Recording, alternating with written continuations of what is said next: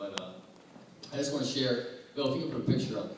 The picture going up here is, his name is Simon. He's our second cousin. And on January 17th, we got word that his skull had fused and his brain couldn't grow and that it required surgery. And so my brother-in-law Frankie, he started his fast. That was on the 17th, so he started on the 19th, which was a Sunday, and that was a week earlier than the corporate fast. And so I'll just share from Facebook the rest of the story from that point on. First, you're going to hear from the grandmother. Her name's Bobo Pilata. And then you're going to hear from Misty Rohali. That's our first cousin. Okay, so here's the story. Now, this is grandma first. This is the message my daughter Misty left on her Facebook right after she got great news of baby Simon's miraculous healing. On Friday, the bones in Simon's head were fused shut. Needing surgery to open them, on Monday, the bones were open. Yes, it's a long post, but well worth it. It's really not that long. I'll go quickly here. Okay, this is from Misty, the mom of Simon.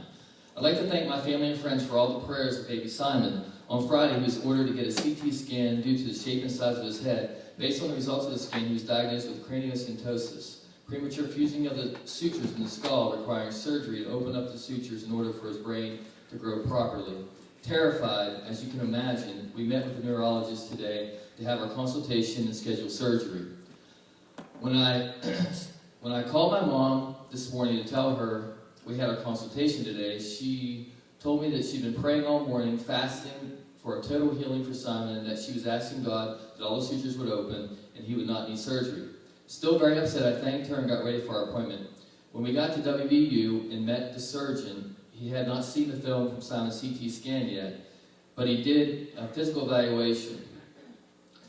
He did a physical evaluation first and told us that his head seemed symmetrical.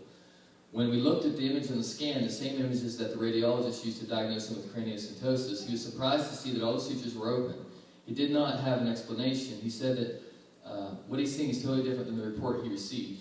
He ordered us to get a few more x-rays of Simon's skull, that he would have some backup proof to his report. After the x-rays, he let us look at them and showed us that there wasn't any craniosynostosis. It was a miracle, and I got to see it with my very own eyes.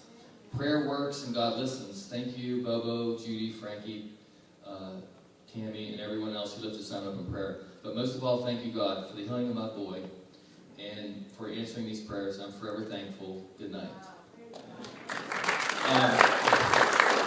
Great story.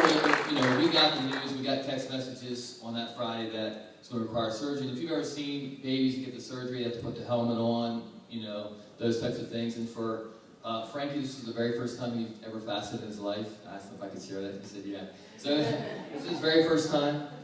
And what a great story to the first or second day into the fast, for that situation to be completely changed. We can't explain it all or whatever, but we do know God was in it and God did it. And so I just wanted to share that story.